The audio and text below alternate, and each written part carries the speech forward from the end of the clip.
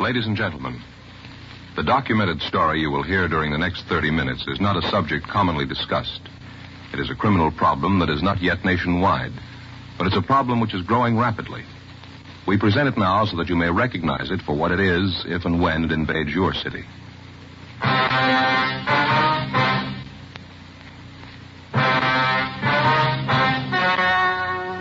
The story you are about to hear is true. Only the names have been changed to protect the innocent. Fatima, best of all king-size cigarettes, brings you Dragnet.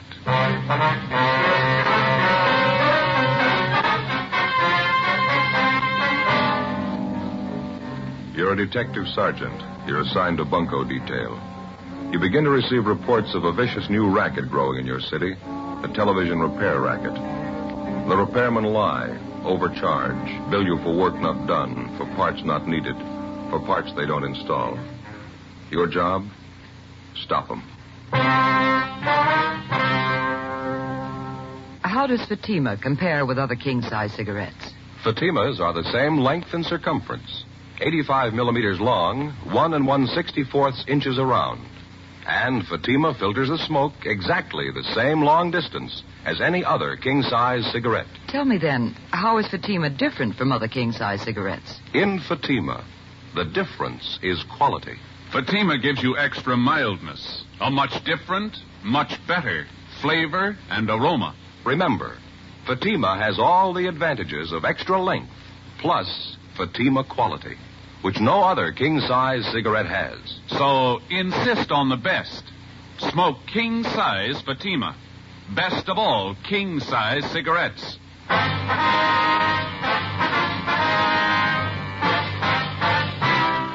Dragnet, the documented drama of an actual crime. For the next 30 minutes, in cooperation with the Los Angeles Police Department, you will travel step by step on the side of the law through an actual case transcribed from official police files. From beginning to end, from crime to punishment, Dragnet is the story of your police force in action. It was Monday, January 19th. It was overcast in Los Angeles. We were working the day watch out of bunco detail. My partner's Ben Romero. The boss is Captain McCauley. My name's Friday. It was 9:15 a.m. when we got to the third floor of the Los Angeles Daily News, the assistant city editor's office. Hi, Friday. Come on in. Sit down. Morning, Jack. I'd like you to meet my partner, Ben Romero. Ben, this is Jack Kinnett, staff writer for the Daily News. All right, Kinnett. Glad to know you, Ben. Sit down, fellas. Thanks. We just left the skipper over at the city hall. Did the captain brief you on this thing? Yeah, he gave us a partial fill-in. We've been working on it from our end about 2 weeks now. Oh, Paul Price. He's our radio TV editor. Paul and I had a long session with Captain McCauley yesterday, and I guess now we're all ready to move on this thing, huh? We'll do everything we can. Would you like to fill Ben in on what you told me yesterday on the phone? Yeah. Well, Price was the one who began getting the first complaints here at the paper. A tremendous number of his readers wrote in complaints about being victimized by crooked television repairmen. About being charged too much for repair? Partly, yeah. Some of the people even sent in receipts with their letters. Said they felt the guys who fixed their sets were dreaming up unnecessary repairs, charging them for work not done. Some of them said they knew they were billed for parts not even replaced or installed in their sets. Ben, Jack told me yesterday about a letter he got from some man who said he felt he'd been overcharged and he just started to bellyache about it. Yeah, a fellow by the name of Vincent. Said he just put up an old-fashioned squawk about it, and the repairman brought the price down at least 1/3. That doesn't sound very good, does it? We kind of figured operators like that must have too many repair sets on hand that their customers can't afford to bail out. That's why they cut. Sounds like a clear case of a two-bit gyp, doesn't it? Well, something's got to be done about it. We're ready to give it big play in our paper, expose the fraud for what it really is. Captain McCauley says Chief Parker's okayed our plan, and we can count on full police cooperation. That's the way we got it, Jack. We were told to work with you people till we broke this thing. Fine. We dug up a little ammunition to start with, I think. Went around and interviewed about 15 different television repairmen in various neighborhoods, and about 3 out of 5 gave me the same pitch. Well, did they know you were with the newspaper? No, I told them I was a factory representative for a new kind of rosin core cider company, and I was taking orders. Yeah. Naturally, I dropped into different stores, shot the breeze with them, and they didn't seem to get wise. A couple of them even placed orders for the cider. Well, what'd you find out? Well, I just wanted to try and get the general attitude of some of these gyp artists, and I really got an earful. One of the last places I hit was a tiny little hole in the wall out near Canoga Park. Uh-huh. As I say, about 2 out of 5 are honest, hard-working repairmen, and this fellow was one of them. Well, what are you getting at, Jack? For a while, this fellow worked for a guy that employed about 5 men in his shop. Yeah. Finally quit him because he didn't like the way this big operator did business. Fellas in the next office, I want you to hear it from him just as I got it. Excuse me. Yeah, okay. Hank, will you come in, please? Sure, Mr. Knapp. This is Hank Coulter, Sergeant Friday, Sergeant Ben Romero, Police Department. All right. Hank, I wonder if you'd tell these officers a little of what you told me about Kilgore TV specialist. All right. Now, suppose I'm a customer and I come into Kilgore's. I don't like the size of my repair bill. What were you instructed to say? Well, we generally tried to talk him out of any complaint. Suppose I complained about all the multiple charges. I wanted an explanation of the work you did. What then? We just tell you that it wouldn't do any good to explain. You wouldn't understand all the technical stuff anyway. Mm-hmm. Tell us Kilgore's attitude with the customer. You mean about the loose wire stuff? Yeah, please. Well, Kilgore used to tell us that if we only charged 50 cents for fixing the loose wire, the customer wouldn't believe we really fixed his set, so he used to charge quite a lot more. Well, how much more, for example? For a nickel's worth of wire, we'd usually charge $4.75. Pretty fair profit. Yeah, it's a real rob. What else can you tell us, eh? Well, we'd never let a customer watch any of the TV repair job. Mm-hmm. For example, if a customer calls and says he thinks the tube's blown out and it'll only be a simple replacement job in his home, and we'd tell him the parts are getting hard to get, and we'd have to take his set into the shop and charge him a higher rate because we had to pay black market prices for the tube. Was there any truth in that? I mean, about the tubes being hard to get? Not much. Some of them are getting a little hard to get, but we never paid any black market prices at Kilgore's. We just slugged the customer, that's all. Tell them about how you used to swap parts on a new set, Hank. Well, we'd lots of times pirate a new tube for one not so good. One not so good we'd put in a set with a bad tube. Yeah. Then the bad tube we'd exchange at the factory under a 1-year guarantee. They don't miss an angle, do they? Well, that's it. You've heard it from a man who couldn't stomach such practice and quit, went into business, a little bit of a shop. Isn't doing too well, are you, Hank? No, but I think I can build up the business. I don't make quite as much profit as Kilgore's, but I don't chisel my customers either. Thanks a lot, Hank. I wonder if you'd wait in the next office for me? Sure. Hope I've helped a little bit to crack down on some of these guys. Well, we think you have, Hank. Thanks a lot. Nice to meet you. Right, see you later. See you later. Seems like a nice fellow. He is. I've checked on him, and I've talked with some of his customers since I met him. He's honest. It's a pretty vicious racket, isn't it? Yeah. It ought to be stopped now.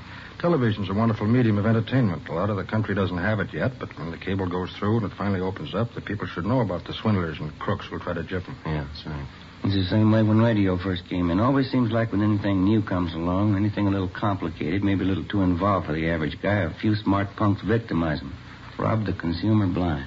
Well, naturally, we got to have some positive evidence before we can file a complaint with the city attorney on this thing. Yeah, you fellas, any ideas where to start? Well, the best way to crack down on these crooked operators is to catch them red-handed with evidence that'll hold up in court. Yeah. We think maybe we've got an idea. Well, we were talking to Dick Saunders over in our sound lab, and he says that he can bungle a new TV set, and we can mark it and photograph it before it goes out to be repaired. And when it's returned or after it's fixed, we'll have what we need to go to court on, huh? Yeah, that's it. We can operate right out of one of our own homes. And all we have to do is hope the repairman overcharges us or tries to gyp us. Yeah, that's right. Let's hope it works. Well, from what we've heard, it's got to. 10 a.m. The staff writer, Jack Canet, Ben, and I drove back downtown. On the way, it was decided that we'd use Canet's home as the place from which to operate. It was centrally located and in an average neighborhood.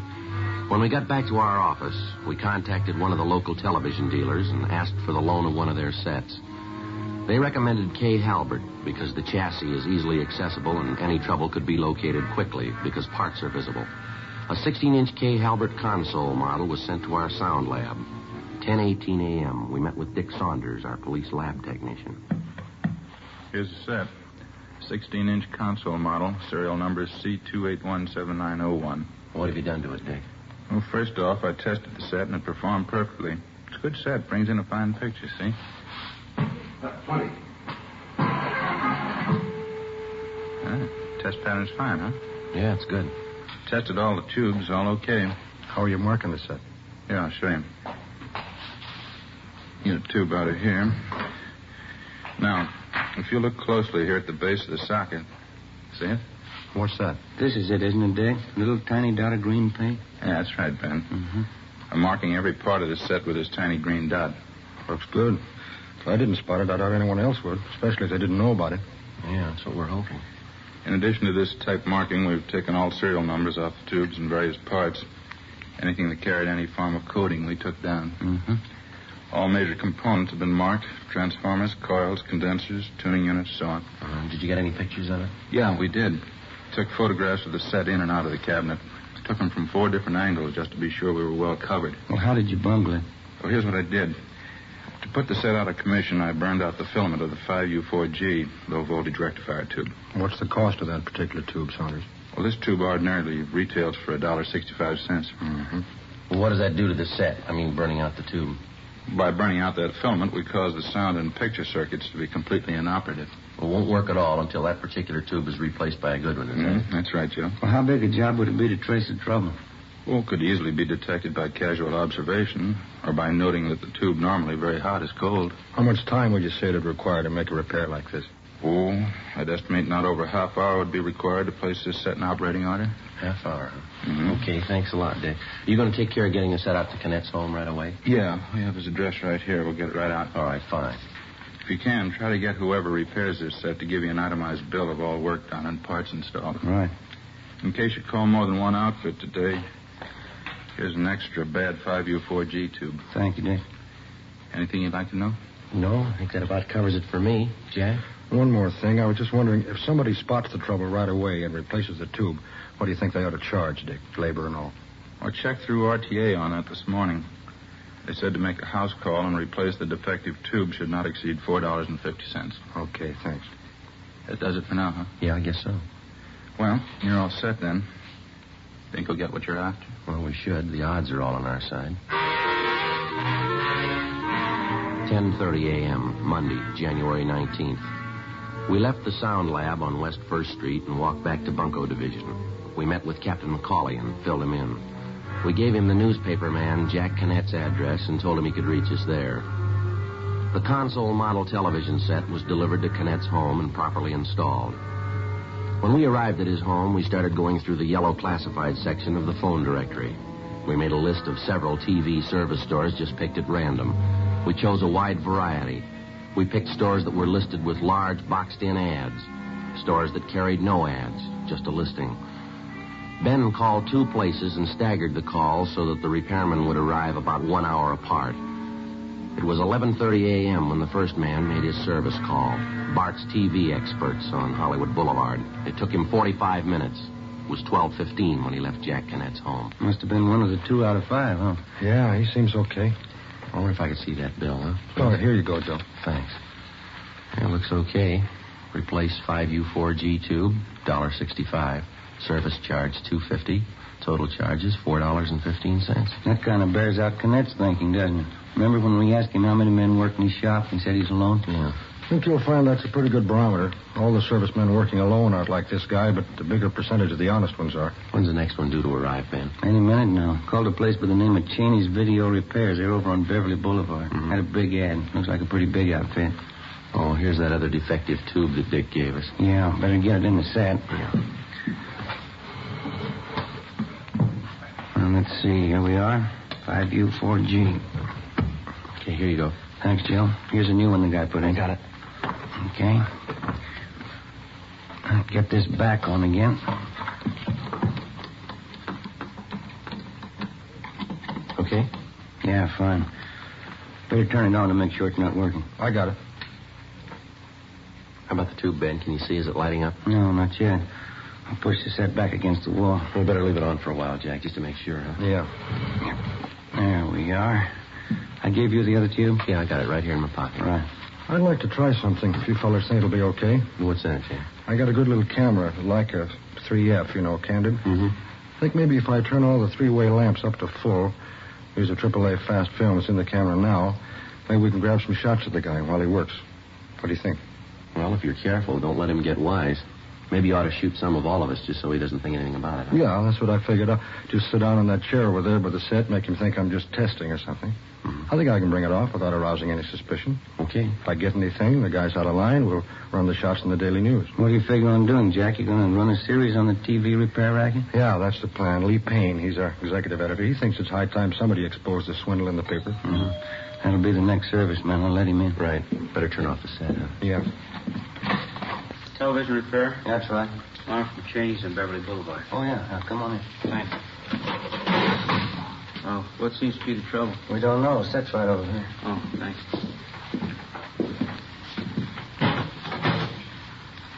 Kay Halbert, huh? 16-inch, nice set. Oh, what seems to be wrong? Darn if I know, son. Nothing seems to work. Well, how do you mean? No picture at all. How about the sound? Nothing. Uh-huh. Be all right to pull the set away from the wall? Sure, go right ahead. Can you give you a hand? Oh, no, it's all right. I can handle it. Well, I'll make some tools up.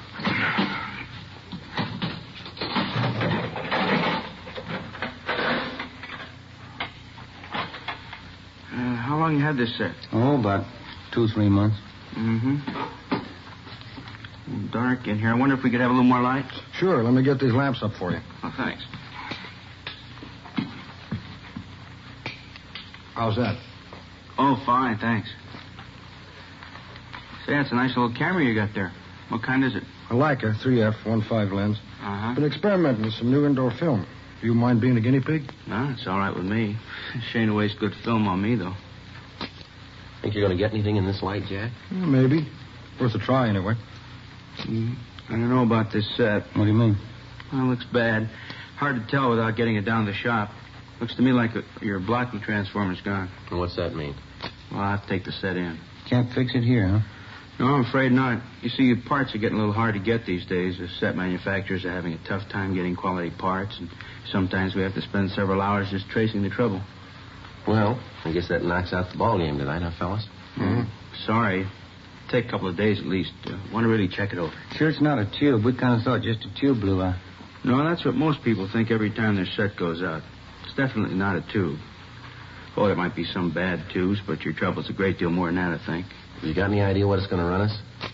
Well, it's hard to say right offhand. $4 or $5? No, it's going to run more than that. I'll take the set in with me now, and I'll get it back to you as soon as possible. You going to take the whole set? No, I'll just pull the chassis out of the cabinet, leave the cabinet here. Oh, say, by the way. Yeah? If everything turns out, I'd sure like to see those pictures. Yeah, if everything turns out, you will.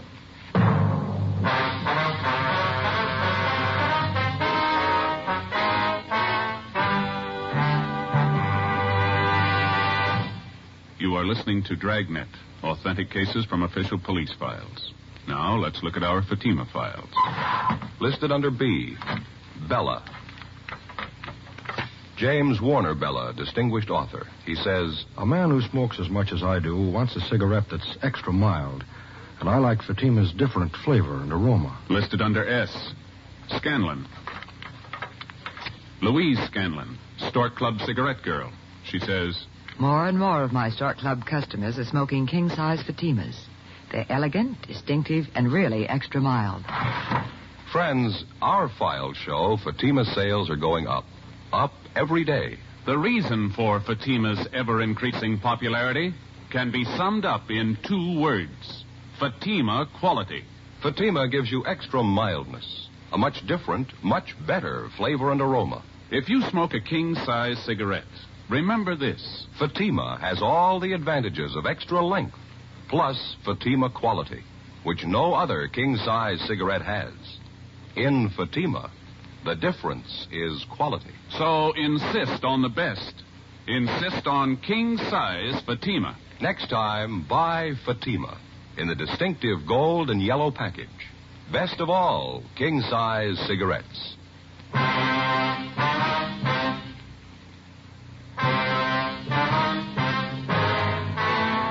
Thursday, January 22nd, 9:30 a.m.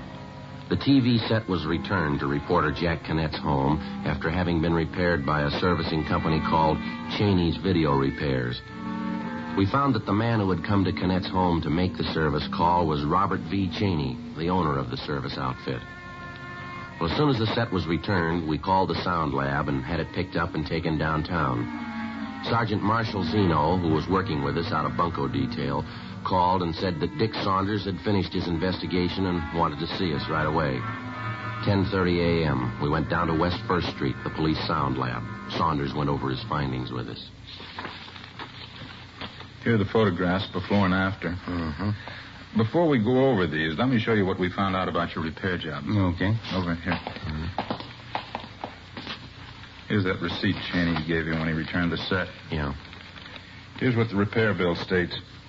Replaced vertical blocking transformer, replaced 5U4G tube, 6AU6 tube, and 12AU7 tube. And the charge was $32.50. Plus 98 cents tax, or a total of $33.48. Well, how does that break down, Dick? It appears that the 98 cents tax was for $28 worth of material used in the repair. Mm-hmm. Did they really put in all that stuff? You got yourself a prize package in that outfit. All they did was to replace the 5U4G tube. That's all they did, huh? Yeah. Here's the capper. The 5U4G is a war surplus tube, but it works okay. What else did you find?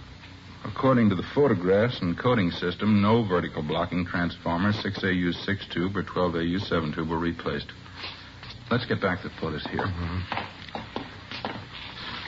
Here, you can take these along for your package. Thanks, Dick. You can see in the set here. Yeah? Let me show you. See, this tube is the only part mentioned in the receipt or otherwise that doesn't carry our green paint coding system. Yeah. Let me turn the set around here. All right. Joe, try the channel selector here. What, this? Yeah, that's the tuning knob to bring in the stations. Channel selector, they call it. Turn it. Okay. Falls off pretty easy, doesn't it? It sure does. Here, Dick. Thanks. They left out the spring clip in here. It should have been put back in because that's what holds the knob secure to the shaft. I've had that happen on radio sets. Yeah, sometimes they're a little stubborn to put back in, but a good repairman would never leave it out. Yeah. Something else here. Trying to set around the back again. No, I'll get it, Dick. Oh, thanks, Ben. See here? See how loose the chassis is in the cabinet now? Yeah, it sure is. Wasn't that way when we got it from the K. Halbert dealer, any more than the channel selector was faulty. It was in perfect shape when we got it. Look at the size of that chassis. It's pretty heavy. Yeah, it is. Originally, there were 4 screws used to hold the chassis in the wood cabinet. Cheney's repair outfit only put 1 back in. 1 screw to hold that heavy chassis. Yeah, it's a pretty sloppy job, all right. You know what they'd probably tell you if you asked them about this? It only requires 1 screw. Yeah, that's it. The bad repairman can always improve on factory standards, usually for his own convenience. Certainly doesn't improve the product. Well, looks like we got what we were after. Think we got enough, Joe? I do. Let's see what the city attorney thinks. We collected all the evidence in the case against Cheney's video repairs. We met with Captain McCauley and took it up to the 2nd floor of the city hall. We met with Assistant City Attorney Boyd Taylor and showed him our findings. He issued a warrant for the arrest of Robert W. Cheney, charging him with violation of Section 484 PC, 1 count. 11:30 a.m., Thursday, January 22nd. Ben and I drove out to make the arrest. Jack Canet went along with us. This is it. Cheney's video repairs. Yeah. Come on, Jack. There's Cheney behind the counter. Yeah. Hello there. Hi. How's the set working? All right. We did a good job on that one.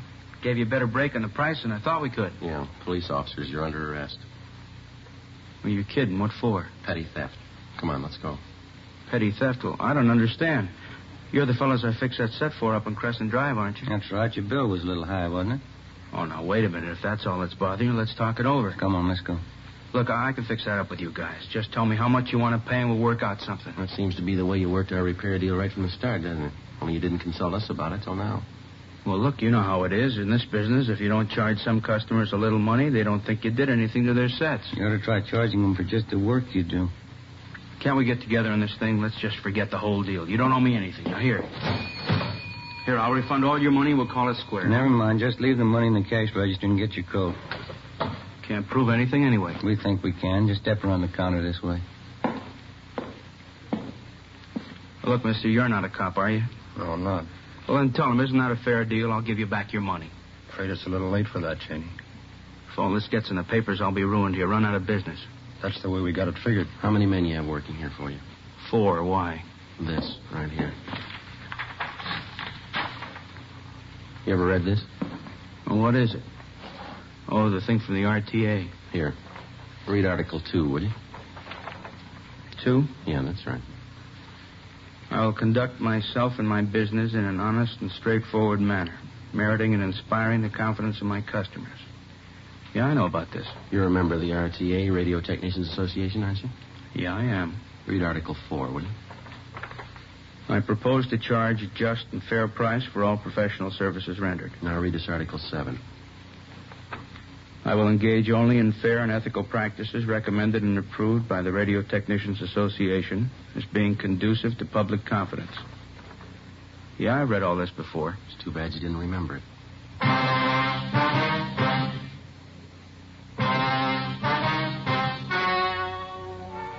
The story you have just heard was true. Only the names were changed to protect the innocent. On April 15th, trial was held in Superior Court, Department 82, City and County of Los Angeles, State of California. In a moment, the results of that trial. And now, here is our star, Jack Webb. Thank you. Friends, this week I'll be seeing you from page 8 of Life magazine, this week's Fatima ad. Right across the top it says, in Fatima, the difference is quality. Well, in Fatima, the finest domestic and Turkish tobaccos give you extra mildness, a different, better flavor and aroma. Compare Fatima with any other king-size cigarette. Prove, as I have, what a difference Fatima quality makes. Next time, buy Fatima in the golden yellow package. Best of all, king-size cigarettes.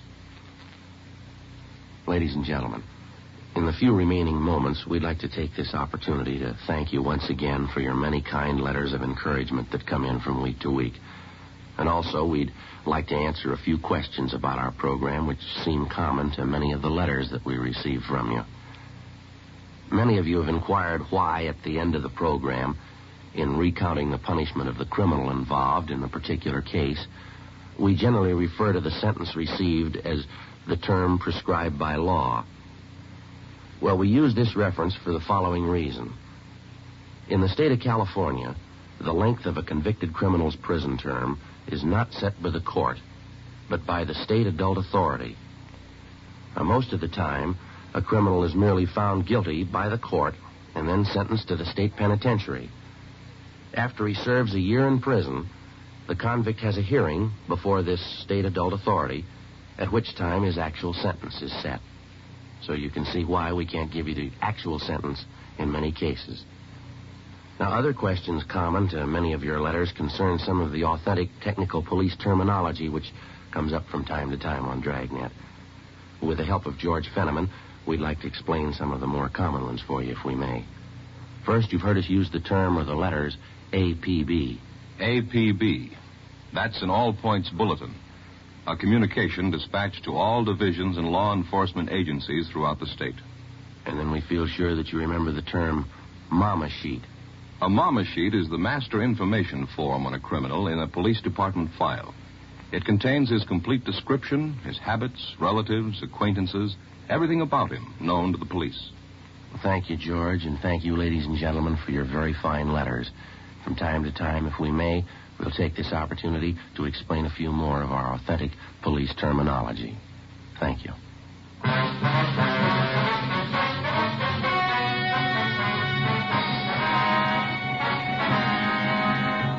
Robert W. Cheney, owner and operator of Cheney's Video Repairs, was tried and convicted on several counts of violating Section 484 PC, petty theft.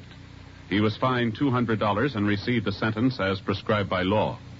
Petty theft is punishable by imprisonment in the county jail for not more than 6 months.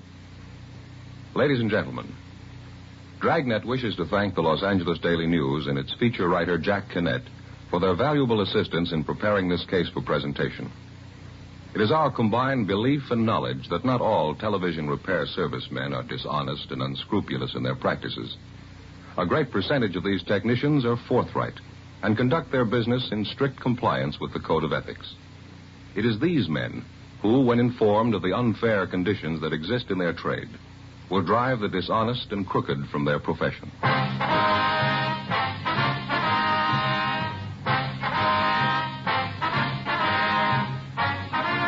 You have just heard Dragnet, a series of authentic cases from official files. Technical advice comes from the Office of Chief of Police W.H. Parker, Los Angeles Police Department. Fatima, best of all, king-size cigarettes, has brought you Dragnet, transcribed from Los Angeles.